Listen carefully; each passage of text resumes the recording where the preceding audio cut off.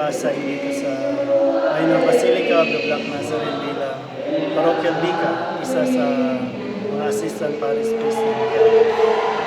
Kaya rin po in charge sa... Ako po yung in charge sa IHOS, yung IHOS del Nazareno. Ito po mga grupo ng mga mamamasa, yung magbigay ng formation sa kanila at sa mga organization. Father, 2 years na kayo dito. Like I asked you earlier, sa 2 taon ninyo, ano yung parang nag-stand out sa paningin niya dun sa devotion sa Nazareno? Dito po sa Quiapo, talagang kumbaga ano po yung na-amaze po ako sa dami ng tao. Every hour meron pong misa, and then kada tapos pa lang ng misa, puno na naman yung simbahan. So parang napapaisip din ako, no? Saan ba nanggagaling yung mga tao nito? Kasi most of them ay hindi naman talaga from Quiapo itself yung lugar. Talagang iba bumabiyahe from provinces, especially on First Friday, talagang pupunta sila dyan. At punong-puno ang simbahan from 4 a.m. to 9 p.m. or even 12 midnight, may tao pa eh. Kahit wala nang Kahit wala nang misa, talagang doon sila luluhod, yung palakad sa anong parang analysis niya o nararamdaman mo? Yung iba talaga, sincere, at masasabi mo talaga na mas ano pa yung faith nila kaysa sa akin eh.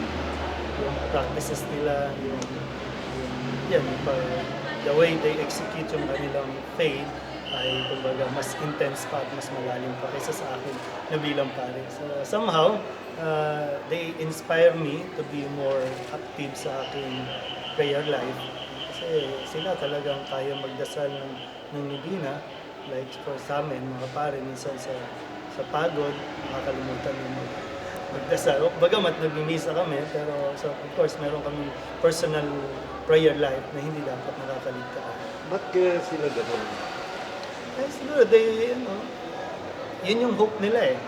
Nagkakaroon sila ng pag-asa na makita lang nila yung imahe ng Nazareno or even inside the church. Nagkakaroon sila ng hope na hindi ito katapusan. Merong pag-asa. Kasi nandiyan ang Nazareno. And they can easily relate with the image of the Nazarene. So kung titignan natin kasi yung image ng Nazarene, carrying the cross, pero ito ay image of giving hope kasi ito yung bumagsak pero patayo eh.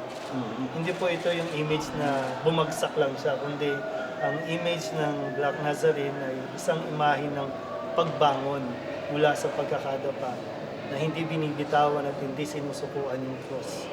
Na yun talaga siguro, somehow, spiritually, yun yung napaparating ng image of the Black Nazarene. Sa tingin niyo po, bakit kaya habang tumatagal mas dumadami yung tao na?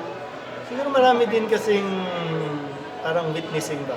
Maraming tao yung nagsishare na punta ka sa Quiapo kasi talagang merong milagro, merong sasagutin talaga ng Nazareno prayer mo.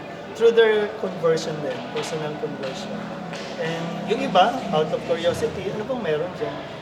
And then eventually, by God's grace, talaga na-experience nila yung something na hindi rin nila may paliwanag. Basta dadalhin lang sila ulit pabalik dito sa Quiapo. Sabi ni Brother Rafael, yung new generation daw na parang marami siya napapansin na nadadaan na sa biro yung lalo pag prosesyon. Yun yung isang isang side ng mga deboto na lalo na yung mga new generation, yung mga kabataan, hindi properly evangelized or educated kasi out of curiosity kaya sila pumupunta. Kaya medyo magulo. Pag in-invite mo to attend mass, hindi aaten niya. Kasi ang gusto lang nila ay pasanan. Gusto lang nilang, ganun lang ang gusto nila. So, kaya medyo napapabayaan sa ibang aspeto ito. Hindi ka ba nagtataka, Father?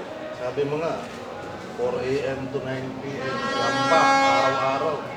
Pag prosesyon, magandami pa din. Gusto lang naman nila. Yung iba po, gusto lang talagang humawak. Oo. Yung iba naman, gusto lang nilang either magpa-cute. No? Kasi yung iba, competition, pagalingan, nakaakyat sila, nakahawak sila, pero hindi pa talaga nanonood sa kaibuturan nila kung ano talaga yung kahulugan ng pagiging deboto. Pero siyempre, hindi naman natin sila pwede itaboy. Kasi kailangan nila talaga, hindi kami pwedeng huminto na gano'n na lang. So, we have to keep on trying, evangelizing them, to catechize them. That's why sa Quiapo, may ongoing formation. May retreat, itong different organizations. Kasi hindi lang from Quiapo yung mga deboto natin sa iba-ibang lugar, we are trying to reach out sa kanila at pagbigay ng information at mag-gather sila from time to time para pare-pareho yung knowledge. Although marami pa rin grupo yung ayaw magpasakop o mag-submit sa simbahan kasi mababago yung kanilang nakagawian. Di ba meron sa Cagayan de Oro Nazareno? Yung doon, meron ng sa Cagayan and they also have their translation. Siguro On the this same year, day? on the same day. This year, magkakaroon na rin sa Tagum.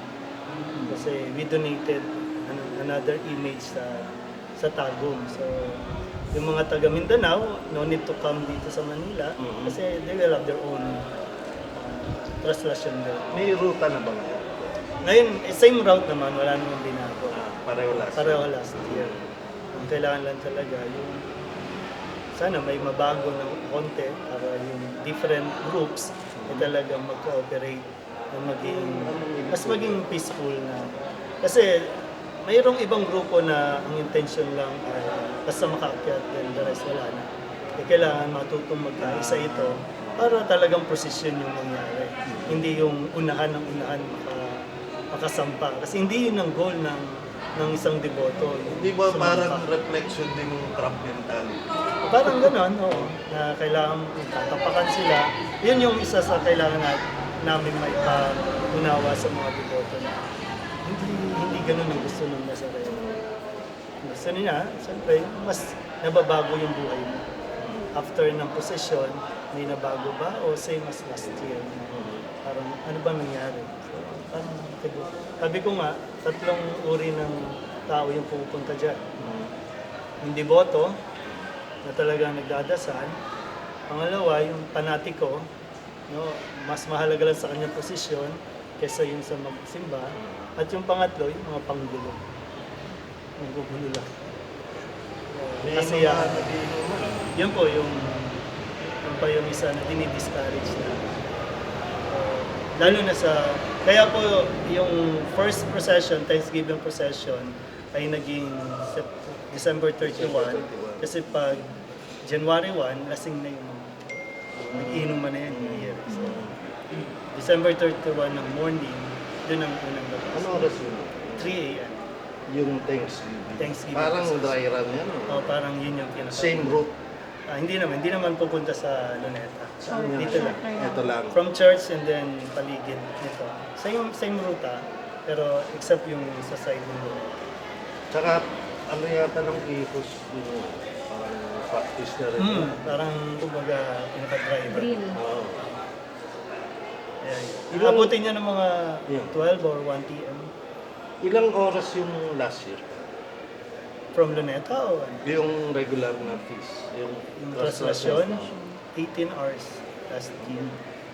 Ngayong taon po, meron po tayong target. Hopefully, mas maikli, mas madali. Kasi minsan, hindi naman talaga main objective yung, wala siya sa ikli o sa haba yung posisyon. Kundi dun sa kung maayos ba o hindi. At walang madisgrasya, walang masaktan. Yung sa Mga mga casualties. may na-experience ka na ba na yung may namatay sa Bago kami, meron talagang ipit.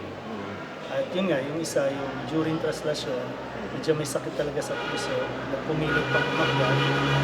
Kaya doon siya inabutan, na-suffocate din. Sa dami ng tao, mainit yung iba din kasi natin mga deboto, parang gusto nilang mamatay sa oras na. Because kami, worried kami.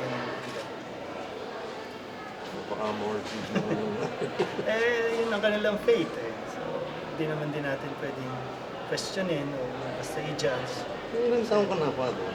41. 4 years old na pare. Kasi late vocation naman. Nag-work na ako ng 10 years. Saan? Sa hotel. Oh. HRM student ko. Graduate. Ikaw, bakit ka nagpa? Tanong niyo sa Diyos. Ba't ako dito? Tinawag ka. Wala akong mag-aasawa ko eh. Iba eh. Pero sa buong ano nyo po, sa 2 years nyo po dito sa Quiapo, ano na po yung pinakamatinding case ng himala na naikwento sa inyo? Eh, yung mga ano nila, diba, may pinagdarasal silang may sakit, anak nila, Mm. na talagang gumaling, yun yung nakaka-inspire. Kaya sila nag-stay para mag-serve. Kasi may mga answered prayer talaga. Pero may mga Miracles. nakausap din ako, Father, parang yung miracle sa kanila, weekly. Yung may makain na. May kanya-kanyang ano naman. May kanya-kanya. Sa Quiapo naman, talaga iba-iba ng tao eh. From poorest to pinakamayaman, nandyan. Kaya, okay. Sige, sir. Thank you po. Sige po. Pasensya na, na-istorbo namin kayo. Sige, kain mo na.